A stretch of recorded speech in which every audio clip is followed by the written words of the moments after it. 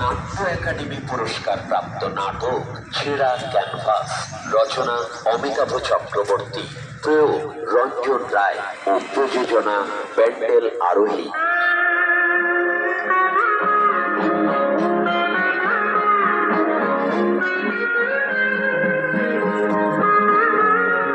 বসিরহাট কিংসুকের আয়োজনে বসিরহাট কিংসুক নাট্যচর্চা কেন্দ্র ভ্যাবলা কালীবাড়ি প্রাঙ্গণে আয়োজিত নাট্যমেলার তৃতীয় দিন অর্থাৎ 22শে মার্চ শনিবার ভারত রং মহোৎসবে অভিনীত নাটক চর্যাপদের কবি, প্রযোজনা ভূমিসূত থিয়েটার কলকাতা, নির্দেশনা রত্নদীপ সেনগুপ্ত।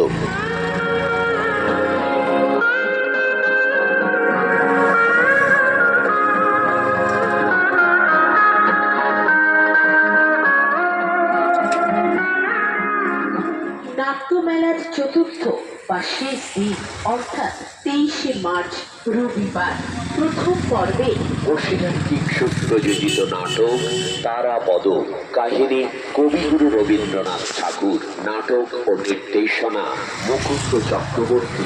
দ্বিতীয় পর্বে পরিবেশিত হবে মনোজ মিত্রের গন্ধজালে, প্রযোজনা কথা প্রসঙ্গ গোবরডাঙ্গা, নির্দেশনা বিকাশ বিশ্বাস।